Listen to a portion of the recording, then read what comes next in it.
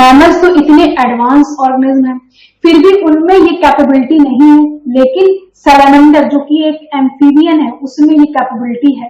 तो ऐसा क्यों डी डिफरेंशिएशन एनिमल्स मतलब मैमेलियंस में क्यों नहीं होता है? तो ऐसा देखा गया कि मैमेलियंस में जो रीजनरेशन की कैपेबिलिटी नहीं होती, और हाँ, मैमेलियंस में जो डियर एंटलर होते हैं, ठीक है, डियर के एंटलर आपने अगर देखो बड़े बड़े से ऐसे हॉर्न लाइक स्ट्रक्चर होते हैं डियर में, ऐसा कुछ होता है, हमें बनाने नहीं आ रहा है ना, ऐसे।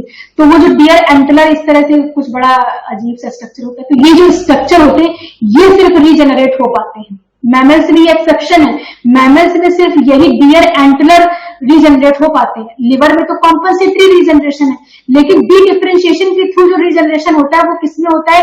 डियर एंटलर में। अब उसमें भी कुछ अलग मैकेनिज्म है, लेकिन उसके बारे में आपको डिटेल में नहीं जाना, बस ये एक्सेप्शन याद कर लीजिए, ठीक। D differentiation in mammalian regeneration is absent. क्यों एब्सेंट होता है? इनएडिक्वेट एक्सप्रेशन ऑफ जीन। जो जीन एक्सप्रेशन सैलामेंडर में है वो जीन एक्सप्रेशन मैमेलियंस में इनएडिक्वेट है, इस वजह से नहीं हो पाता है। इनसफिशिएंट इंट्रासेलुलर सिग्नलिंग पाथवे नहीं होता है। इरिवर्सिबल एक्सप्रेशन ऑफ डिफरेंशिएशन, एक बार हमारी बॉडी जिस भी डिफरेंशिएशन पैटर्न में चली गई उसको फिर इरिवर्सिबल नहीं होती है, मतलब कि रिवर्सिबल नहीं होती, इरिवर्सिबल होती है। तो इसीलिए वापस ब्लास्टेमा सेल्स या स्टेम लाइक सेल्स नहीं बना सकती है। Structural characteristics that make D differentiation is impossible. जिस तरह के मैमेलियंस की बॉडी स्ट्रक्चर होते हैं वो उनको इस तरह का बना देते हैं कि उनमें डी डिफरेंशिएशन का प्रोसेस नहीं होता है।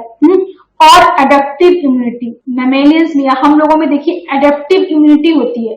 तो अगर ऐसा हो, डी डिफरेंशिएशन हो, तो वो एडेप्टिव इम्यूनिटी की कॉस्ट पर हो पाएगा डी डिफरेंशिएशन।